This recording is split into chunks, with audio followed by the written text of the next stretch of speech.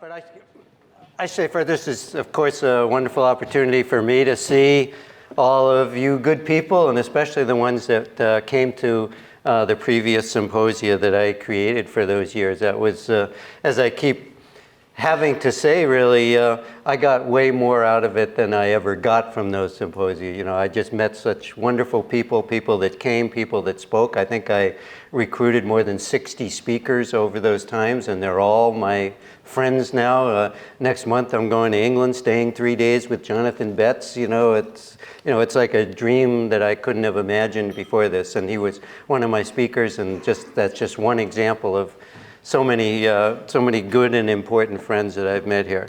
So I do have prepared remarks here. Sometimes I just wing it, but there's so much good information here that I want to get through promptly so that everyone gets to bed in a reasonable amount of time too.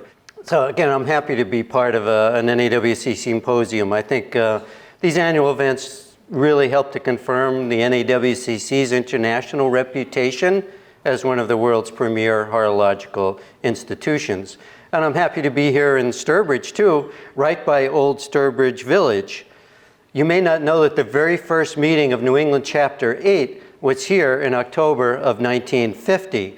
There's some very important early NAWCC members here, including Brooks Palmer, that we see there on the left. I'm sure I was just a boy at this time, but I'm sure several of you were at this meeting in 1950.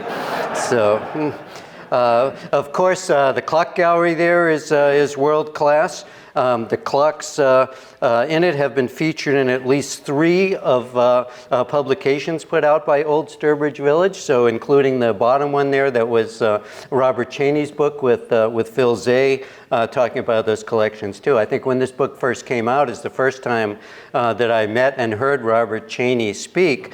And for those of you who weren't on the bus tour, I can repeat what I heard him say that time, which had such a profound influence on me, which is, if you want to get smarter, hang around people that are smarter than you are.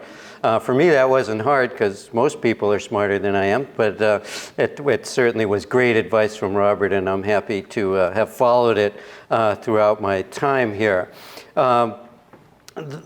If we're talking about the Mulliken clocks, which is what I'm here about, there's 2 of them at Old Sturbridge Village. They are both by Nathaniel Mulliken of Lexington.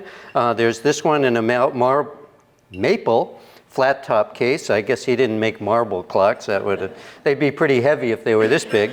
And then also one in a cherry case clock capped by a nice sarcophagus top, which obviously our screen has shrunk since I first tested this, so you're not quite seeing the top. But fortunately, the Mulliken clocks were not stolen along with these 3 Simon Willard Lighthouse clocks. This notice was in the October issue of the magazine Antiques back in 1972, I believe. And these movements and dials were recovered, but the cases never. So check your basement. You know, if you've got a lantern, a lighthouse clock down there, it might be one of these. But back to happier stories. As you know, I've been busy for the past 5 years researching and writing my biography of 18th century Philadelphia clockmaker Edward Duffield. More recently, I've been touring and promoting the book with lectures and signings. The official launch of the book last month was at the American Philosophical Society. The APS is the country's oldest learned society, founded in 1743 by Ben Franklin. I don't think he was an NAWCC member, but we can check the roster. Edward was elected to its membership in 1768, and today more than 100 of its elected members are Nobel laureates. C-SPAN recorded my lecture. You see their cameraman there on the left. And my wife, Jean, before the program, told me that 70 million people watch C-SPAN. But I don't think 70 million people will watch me on C-SPAN, but that was kind of an alarming number to hear before I got up on that podium.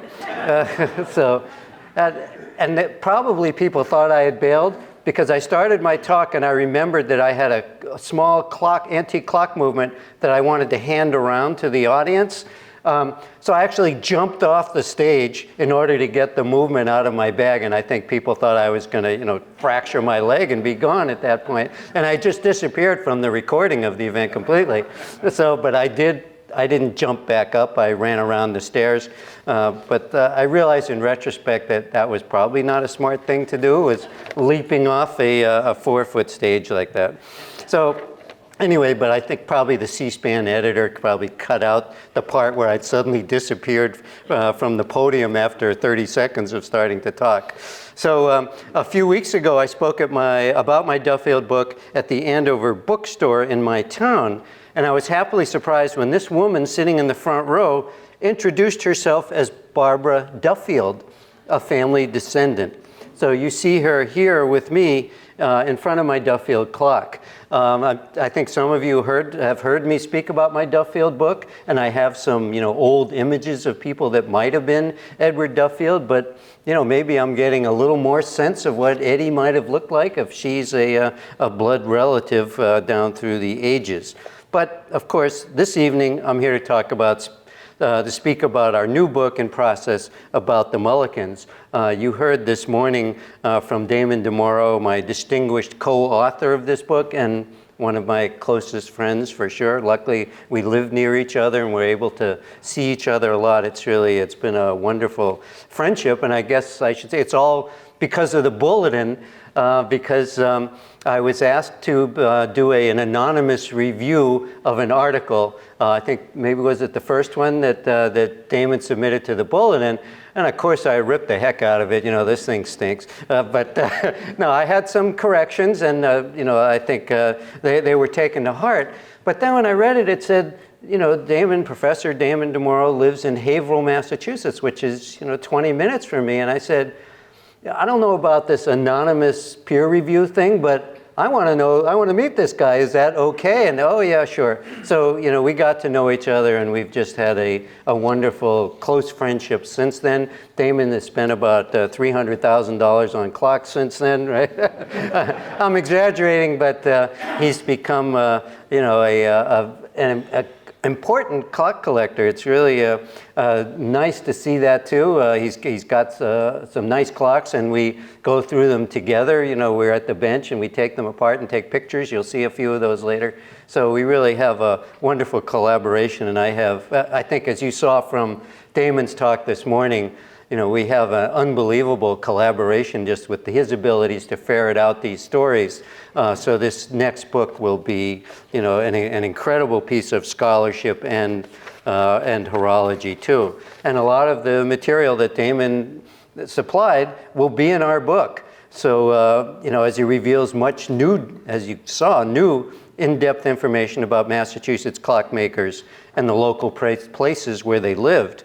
So my role in the book is to cover the horology, the clocks and the clockmaking by the Mulliken men who pursued this respected trade for 3/4 of a century. So our research and writing now are underway. My database of Mulliken clocks has details on 215. Actually, it's 216 Mulliken clocks because I just bought one at the Nordblom auction on Sunday. And that one is being logged in as well. So as I've explained to my wife, this is my study collection. I have to buy these. I have 4 Mulliken clocks now, but we call that a good start in the collecting world. But I'm probably out of room. But anyway, it was a nice opportunity to buy another Mulliken clock for a good price, and Damon's again one of my best fans. I think whatever I bought, oh, that's beautiful. Congratulations, you've got a great clock. But it is a wonderful clock, and I'm glad to have it. And I got it for way under what I should have paid for it. And when I went and picked it up, the auctioneer said, "Gee, Bob, you must be happy." Clearly he wasn't, but it was a great thing to have. So this is again my my database, and this is my image collection. I I had a lot for Duffield, but I've already, as you can see up here, I have more than 1,300 related images of Mulliken clocks, because usually I have several images related to each one of these clocks that I've already documented. I mean, clearly we can't have a 1,300-page book, but it certainly will be bigger than the Duffield book, but we'll have to figure out how to design it so it's representative of these 216 and counting clocks, but not be the size of the Manhattan phone book, if that can happen. Because the Duffield book is 267 pages and it only deals with 71 clocks and instruments, so it's going to be an issue. So and as we know, the Spittlers book, you know, the Spittlers and Bailey book, this indicates that there were a lot of Mulliken makers. So with Duffield, it was just him, but there are many, there were a lot of Mullikens. So the new book's publisher will be by the Concord Museum, located in Concord, Massachusetts. I hope you've all visited this great museum or plan to do so. It owns several important Mulliken clocks. These include a wonderful Dwarf example by Samuel II, which is shown here in the center of the display, and I'll tell you more about Samuel II later. This Nathaniel Mulliken at the Concord Museum was made in 1769. It stands in a new reproduction case. The original case was lost long ago, but the authentic design was copied from a period Mulliken clock belonging to a private collector in Concord. The original clock and case were made for John Buckman, who you see here. His tavern on Lexington Common was the place where the local militia waited during the wee hours of April 19, 1775, for the arrival of the British Redcoats marching from Boston. This clock ticked and struck for those men before the famous battle began, igniting our War of Independence. And as you know, our 250th anniversary of this is coming up next year. There'll be a lot of events happening around that event, and you know, as you'll hear, the Mullikens had some role in this. This is the Buckman Tavern that's still there on the green, and that's where those guys were waiting as the large number of dangerous-looking redcoat regulars approached the town. And this is the famous Amos Doolittle print of the battle that you see here, and I think people have said this is a pretty accurate depiction of when it started. This is the deposition by Nathaniel Mulliken and other witnesses asserting just a few days after the battle that it was the British that had fired first. That was a big issue, is who started this, but they, you know, were pretty convinced that it was the British that fired first. I mean, clearly Nathaniel had a dog in this fight, because the British burned his shop to the ground on their way back to Boston. So by the retreating British troops. At the Monroe Tavern in Lexington that you see here, another Mulliken clock stands there along with some uniformed redcoats. But as we know, many of these British regulars never made it back to Boston. This unnamed soldier expired at Buckman's Tavern, probably hearing the Mulliken clock as he breathed his last. Another Mulliken clock, Nathaniel, probably by the father, there were two of them, is owned by the Braintree Historical Society in Massachusetts. This has some unique cast finials which show the profile of British statesman Charles James Fox. He championed the American cause in the English Parliament, and you see his 1794 portrait here, obviously a well-fed gentleman as well. So, but I think they all were back then, or else they all had like pillows under their waistcoats to look prosperous. So a Nathaniel clock also stands at the Scottish Rite Masonic Museum and Library in Lexington. Some of you may remember the symposium that I organized there in 2006 when I was creating these yearly educational conferences for New England Chapter 8. That year we were exploring and honoring the major collection of clocks donated to the museum by a past president of the NAWCC, Willis Michael. The Concord Museum also has this early Nathaniel example with no case, dated 1746. We see the posted frame movement. Both Lexington Nathaniels, father and son, were not the first clockmakers in this extended family. Even earlier, the first Samuel began working further north in Bradford, now part of Haverhill, and then later in nearby Newbury. His clocks were more primitive and often 30-hour. This is the lovely one-hand example standing in Damon's home. And I'll be giving you his alarm code a little later on. So you can, is it okay that I put this on here, Damon? All right, good. All right, I'll lend you my Doberman, right, for the next month or so. This is its posted frame movement. Again, we had a good time taking it apart. These are the movement components that we photographed during the overhaul on my bench. A lot of clock owners get nervous when they see their clock taken apart, but Damon stayed remarkably calm during the whole process, and it went back together and works, right? So hooray for that. So another Samuel Mulliken, circa 1740, but again without a case, was sold at Skinner some years ago. And this photo is from an article by Rich Newman and Bruce Foreman that I'll reference again in a few minutes. Its primitive movement was similar to early English lantern clocks, perhaps informing us around the kinds of clock designs that Samuel knew and copied.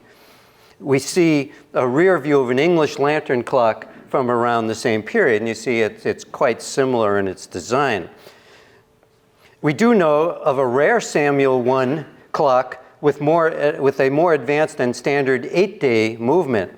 It stands at the American Independence Museum in Exeter, New Hampshire. I recently donated my services to overhaul the movement, and I set it running and striking again. You see the parts of this movement here again on my bench, and I think we were together on this one too, right, Damon? So we documented that we probably only lost 3 or 4 of the parts, right? Yeah, I think they all got back into the movement. But even better, Damon and I were first puzzled and then excited to view 2 holes in the end of the barrel, and one of them threaded. Normally there's just 1 hole, as a lot of you probably know, for access to knot the weight cord. And then we recalled this bulletin article by Rich and Bruce Foreman about the Mulliken tools. And they provided photos of an unusual tool that the Mullikens used for grooving the barrels. Normally it's done in a different way, but with this tool, 2 holes are needed to hold the barrel while he's cutting the grooves. So this is one of those very rare instances when it's possible to connect an antique clock movement to a tool used by its maker. The holes didn't quite match up because I shared this photo with Rich, and I had a ruler on there. But I think the idea is that it probably still was this tool, and he had, another piece of the tool that fit the size of the barrel that I showed you a picture of before. So again, that was great. I mean, it's a stupid design. There's much better ways to groove a barrel, but this is what he used, and he needed to have that second hole in the barrel in order to hold it while it was being grooved. So a second Samuel, not a son of the first, but related, worked later in Northeast Massachusetts, mostly in Salem, although also earlier in Newburyport. And this is a view of Salem, Massachusetts, where you don't want to go in October because it's Halloween month. And unless you have a pointy black hat and, and your teeth are turned into wolves' teeth, you're not going to fit in there. So this is the courthouse. Samuel would have known it, and it appears on several banjo clock glasses. Some of you may have seen banjo clocks with this scene on the lower glass.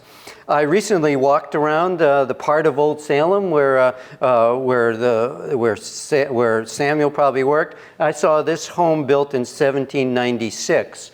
So this too would have been a Salem building that was familiar to Samuel, and gives you an idea of what the houses probably looked like at the time that he was working.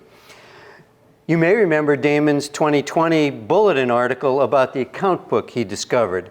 This again was a hugely rare opportunity to learn about one of our horological ancestors. Damon and I are extremely fortunate to have explored 2 additional Mulliken account books as well, one of which we own. So, it was, again, a wonderful treat, and you don't usually have these opportunities to, actually mine the mind and the shop activities of these guys. Let's see, yes, so here's a page from Samuel's ledger. He repaired hundreds of pocket watches, I think 700 maybe, I transcribed them all. And he was carefully noting not only the local customer's name, but also the watchmakers, mostly from London, and the serial numbers. So this is an incredible resource that tells us in great detail about the watches carried in that prosperous New England seaport soon after the American Revolution. Again, I have transcribed this. I hope to make it into a database you can search, because if you find, if you buy an old English watch and it's by that maker and you have the serial number, you might discover that Samuel Mulliken repaired this watch in Salem in the late 1790s. On another page from 1793, we see him making tin can weights for a tall clock. And this is an interesting indication that not all of these weight shells originated later during the War of 1812. We're often told that the lead clock weights were confiscated in those years and turned into musket balls, and those weights were replaced by these soldered cylinders filled with sand, rocks, and metal scraps. But here's something from a couple of decades earlier, already where they're making these tin can weights. So we've seen a good number of clocks by this second Samuel. This page from his account book records the sale of an 8-day clock, as you see, to Moses' heirs. And you see he also charged him for a wood case and associated brass balls and finials. And we see that the movement cost more than twice as much as the case. This recorded sale, however, cannot be my Samuel Mulliken clock. But actually, I should have updated it, because the new clock I just got was also Samuel, but it was a white dial. But this, my silvered brass dial is signed Haverhill, not Salem. So it was made prior to Samuel II's move to Salem. Its movement is the standard 8-day style, probably like the one that Samuel invoiced on the ledger page that you saw before. White dial versions are much more common for this Samuel. This is the movement of my Samuel sheet dial clock that I just showed you. Paul Foley generously provided me with this image of a Samuel II painted dial, along with many more that he's collected with great care and dedication during the past decades.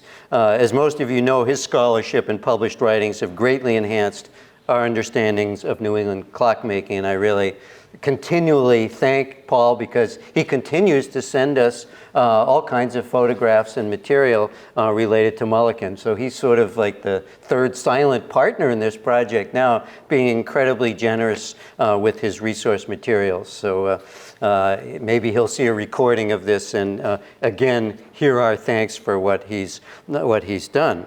Paul certainly would not have made this mistake. It's a little hard to read, but we see a magazine caption for a clock signed Daniel Mulliken, Salem. So I guess a little typo there. So Samuel II also seems to be the only Mulliken who made smaller clocks. The Peabody Essex Museum in Salem has this lovely dwarf clock, similar to the one that you saw at the Concord Museum. Here is its dial, sadly missing the seconds hand.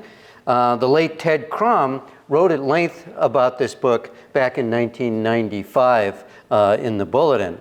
Many distinctive shelf clocks are attributed to Sam II, as we see here, or they have his signature actually on them, as we see in this dealer ad from 2014. Another appeared on the Antiques Roadshow and was appraised by Sean Delaney for $75,000. So I don't know if the woman then sold it to Delaney and they sold it for 75 or 175. But anyway, this clock had its moment of fame on the Antiques Roadshow. An even rarer wall-hanging Samuel is at the Hopkinton, New Hampshire Historical Society. It's well protected in its plexiglass exhibit case. Back in 1997, the Society was considering selling it. I think it was Steve Sanborn that told them, you know, if you want to sell it, I'll buy it, but you should not sell this clock. And they listened to his advice. Herschel Burt estimated its value at $100,000. So I guess, again, we'll be asking for their alarm code at some point. So Joseph Mulliken also was working in Salem at that time, sometimes with Samuel. We see his newspaper ad here that includes mention of roasting jacks for turning meat at the kitchen hearth. I think, Damon, you also mentioned jacks at some point in your talk this morning. This published notice praises Mr. Mulliken, probably Joseph, for improving on Simon Willard's weight-powered jack. And this further confirms that the spring-powered bottle jack signed Simon Willard definitely is an English product. This is a standard English brass bottle jack, and it's not an example of the weight-driven jack that Simon patented and sold. But sadly, we have no examples or images of Simon Willard's roasting jack. This roasting jack is in the kitchen of the William Paca House in Annapolis, Maryland. It was one of my recent Duffield book tour stops. They own a nice Duffield clock that's in my book, and their roasting jack probably looks like what Simon patented. They all kind of worked and looked the same. We're not sure what was different about his that made it patentable. A better-known Joseph Mulliken worked in Concord, Massachusetts. This lovely painted dial has swans gliding in its arch. Another of his white dial clocks in the Concord Museum collection is shown here with their longtime eminent curator, David Wood. We see the clock again on the cover of the magazine Antiques back in May 2000 when David's article was published there. And he's still at the museum, and he's also been helpful in our research, and we hope to include him in our book in some significant way. Another of Joseph's signed dials has this English false plate, so it indicates that he bought dials from overseas. But on this movement, he signed and dated it as the maker. So that's, I guess it's sort of definitive. You know, again, as Robert said, we don't know how many of these parts perhaps originated in England, but, you know, he certainly did the finishing work, perhaps did some of the casting of the parts, and all that at least says that he felt some pride in putting his name on this movement.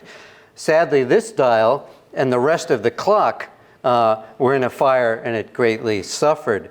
And certainly many more old clocks have shared a similar sorry fate. It's scary to estimate, really, how many great clocks have perished in flames during the past centuries and still do today. I mean, this fire was not that long ago in the guy's house, and several clocks were badly damaged. But fortunately, thousands of clocks remain to be admired and collected and studied. Jonathan Mulliken also worked in Newburyport later in the 18th century.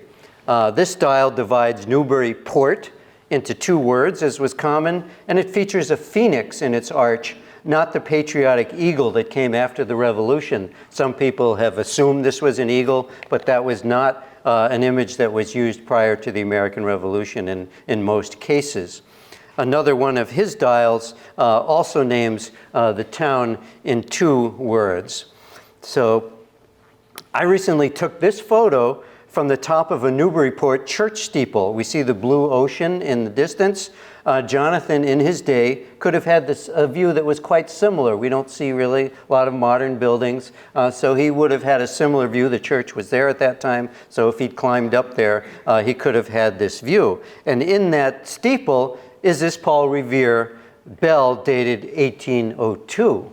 So again, we're back into the years when these guys were working in the town. Nearby is a 1782 house that was built for Jonathan, but in which he never lived. That's right, Damon, right? That's right. There's a sign outside that notes it was the house of Jonathan Mulliken, and doesn't really make the point that he never lived there, but it lists other owners later on. This Jonathan Mulliken clock stands in Newburyport's Custom House Maritime Museum that you see here. And you know from the name, this formerly was the customs house in one of New England's most prosperous ports at one time.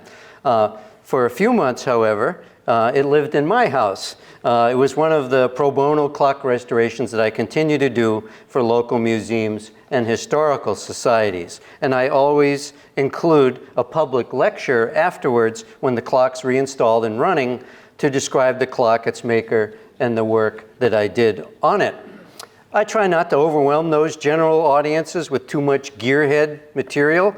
Instead, I give lots of historical information, such as this 1788 notice when Jonathan's estate possessions were auctioned off. So this gives us kind of an idea of what he owned and perhaps loved before he had the misfortune of passing away. In my talk in Newburyport, I also included Jonathan's engraving of the Boston Massacre. He copied it from Paul Revere, who copied it from Henry Pelham. Like those other prints, Jonathan shows two prominent public timepieces in central Boston. We see the vertical sundial on the facade of the old State House and the diamond dial tower clock on the face of the old brick church next door. And it's interesting to see this because Damon showed an earlier picture of the old brick church and the dial was round. But later images show it as a diamond dial. So it's kind of interesting that the shape changed, or else Henry Pelham, who first developed the print, remembered it as a diamond dial when it maybe was a round dial all along, because I've seen later pictures too where the dial was round. So I'm not sure, but I've used this when the subject of diamond-shaped dials has come up, because this is a public, large example. Of course, Mulliken clocks still appear fairly at auctions, as they did just the other day, like at the John McGinnis sale near me that happened recently. I didn't buy that one. Or like at Peter Sawyer, eminent New England antiques dealer that deals a lot with period clocks, and I think Damon and I visited him. We saw a couple at least, Mulliken clocks in his shop as well. And of course, the Delaney's usually have several in stock. Of course, two Mullikens are in this photo. But for much more about the Mullikens, you'll need to wait a few more years. We expect that our big book will be published late in 2026 and be timed with on a related exhibit of Mulliken clocks at the Concord Museum. And as you see, we still hope to add to the database an image collection of Mulliken clocks. So please let me and Damon know about any that you may have or know about, even if you think we might already have them on our list.